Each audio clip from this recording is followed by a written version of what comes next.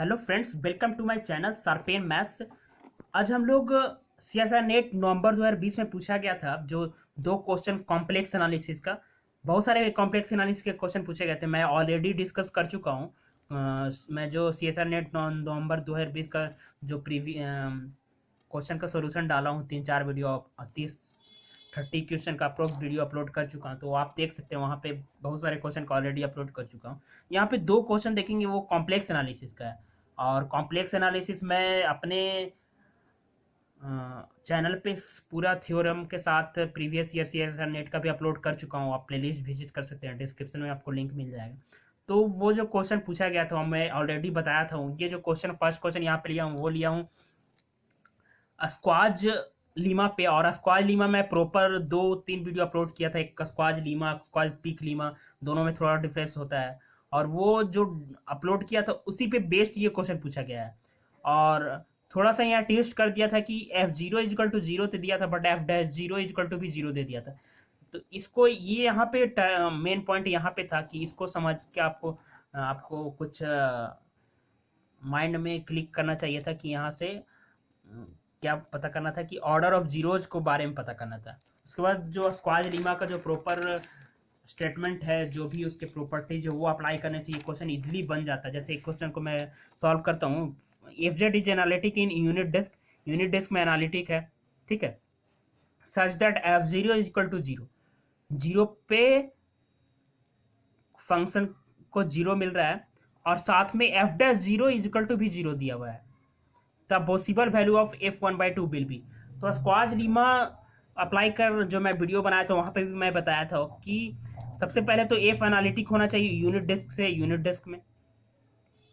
और इसका जो डोमेन है, सॉरी जो इमेज है, वो क्लोजर में बिलोंग करना चाहिए। इसके क्लोजर से बाहर नहीं जाना चाहिए। इतना सेटिस्फाई करें। साथ में जीरो पे जीरोज का ऑर्डर गिवन होता है। जैसे f0 = 0 है तो एक ऑर्डर का 0 हो गया। बट f'0 हो और f'0 हो या नॉट 0 हो, तो यहां से हम क्या बोल सकते हैं? ऑर्डर ऑफ जीरोज का कॉन्सेप्ट यहाँ पे याद कीजिए आप और लगाइए। यहां से क्या बोल सकते हैं कि ऑर्डर ऑफ जीरोज, एम का जो वैल्यू ऑर्डर ऑफ जीरोज क्या होगा, यहाँ से 2 होगा। और स्क्वायर लीमा का स्टेटमेंट बोलता है कि F Z less equal mod Z to the power M.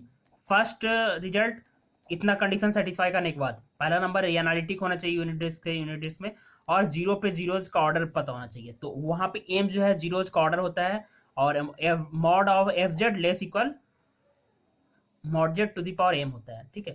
तो f'0 less equal factorial M, second result जो होता है।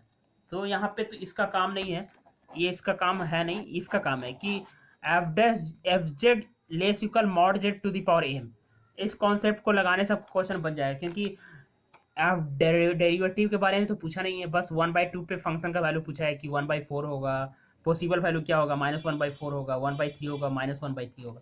तो अगर आप सिर्फ ये सोचते हैं कि f0 = 0 दिया हुआ है, तो यहाँ से क्या होगा, F Z less equal mod Z हो जाएगा।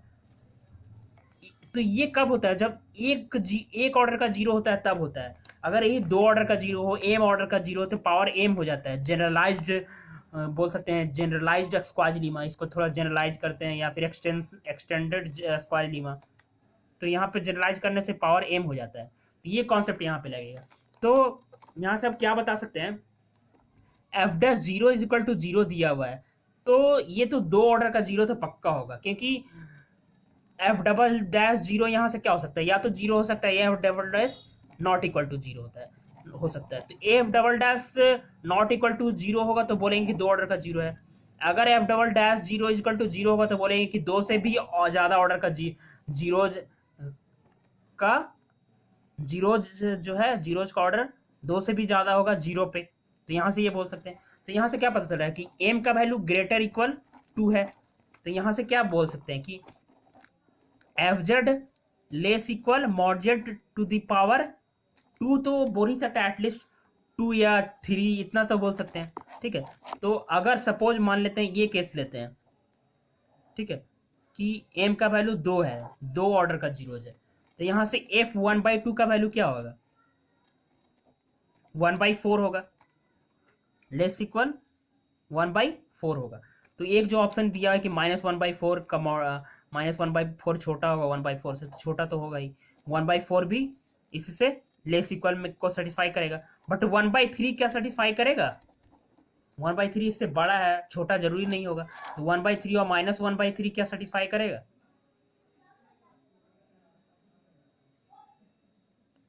मॉडुलस ऑफ -1/3, 1/3 सेटिस्फाई नहीं करेगा। -1/3 क्या आएगा?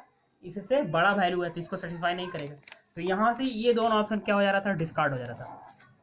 अगर आप एक ऑर्डर का जीरोज ले लेते हैं, F0 = mod z अगर ले लेते हैं तो चारों ऑप्शन करेक्ट हो जाता है, बट ये आपको लेना नहीं है ना, क्योंकि यहाँ पे ये मेन पॉइंट था। यहाँ से थोड़ा ट्विस्ट कर दिया था, क्वाई लीमा में थोड़ा एक्सटेंड कर दिया था क्वेश्चन को, तो ये ऑप्शन दोनों गलत हो जाएगा, ये ऑप्शन क्या होगा? करेक्ट हो जाएगा। ठीक है, अब नेक्स्ट क्वेश्चन पे आते हैं हम लोग।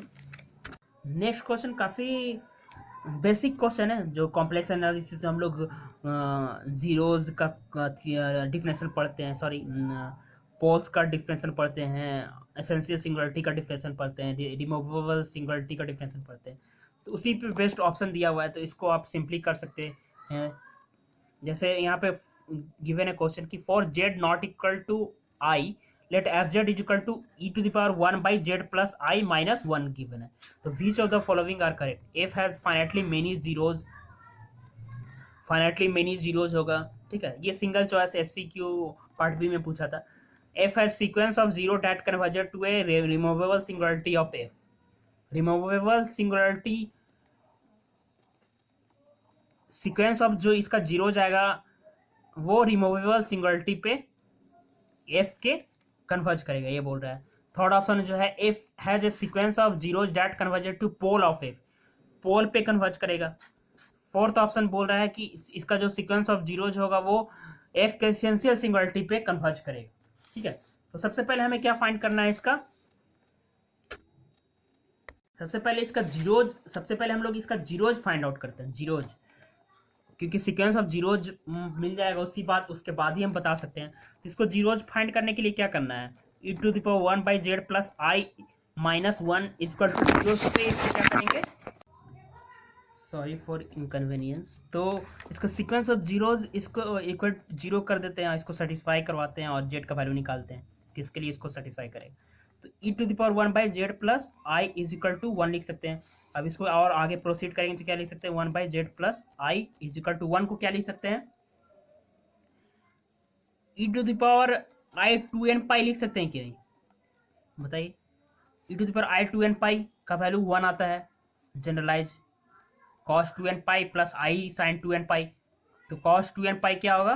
1 होगा, और i sin 2π 0 हो जाएगा, तो ये लिख सकते हैं। अब यहाँ से पावर क्या हो जाएगा? इक्वेट हो जाएगा, यानी 1/z + i = 2nπ। तो यहाँ से z + i = 1/2nπ, यहाँ से z का वैल्यू 2nπ - i हो जाएगा। ठीक है, तो यहाँ से ये सीक्वेंस ऑफ जीरोज आ गया। तो सीक्वेंस ऑफ जीरोज जो आया, ये सीक्वेंस जो है किस पे कन्वर्ज करेगा? -i पे कन्वर्ज करेगा।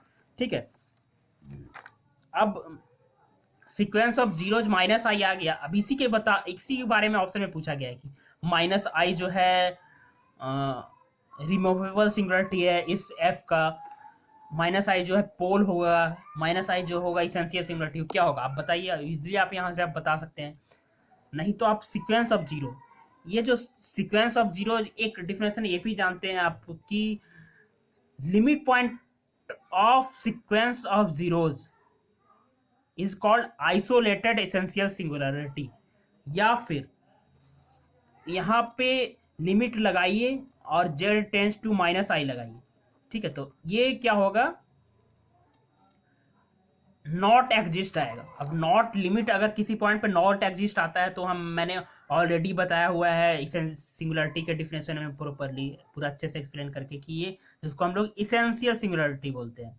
ठीक है, तो लिमिट पॉइंट ऑफ जीरो जिस पे कन्वर्ज कर रहा है उस पॉइंट पे हमें क्या मिल रहा है? इसेंशियल सिंगुलरिटी मिल रहा है।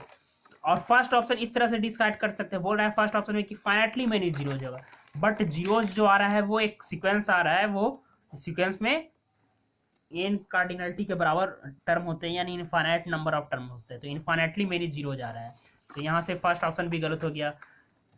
Second option sequence of zeros removable singularity, minus I removable singularity नहीं है। रिमूवेबल सिंगुलरिटी तब होता है जब उस पॉइंट पे लिमिट का वैल्यू क्या हो, फाइनाइट नॉन जीरो हो, ठीक है। और पोल तब होता है जब इनफाइनाइटली एग्जिस्ट करे, उस पॉइंट पे लिमिट का वैल्यू इन्फिनिटी आए। तो ये भी ऑप्शन नहीं होगा। तो कौन सा ऑप्शन सही होगा, डी ऑप्शन सही होगा कि F has sequence of zero that converges to essential singularity of F, D option correct होगा, क्योंकि माइनस आई पे लिमिट एग्जिस्ट नहीं कर रहा है। या फिर बोल सकते हैं कि limit point of sequence of zero has isolated essential, तो आइसोलेटेड नहीं भी दिया बट एसेंशियल तो होगा। तो यही ऑप्शन होने का, करेक्ट होने का चांस है ओनली डी। तो अदर ऑप्शन क्या हो जाएंगे, करेक्ट रॉन्ग हो जाएंगे। तो इस तरह से ये दो क्वेश्चन मैंने यहाँ पे लिया था। तो अगर आपको वीडियो अच्छा लगा तो वीडियो को लाइक कीजिएगा। तो थैंक यू फ्रेंड्स।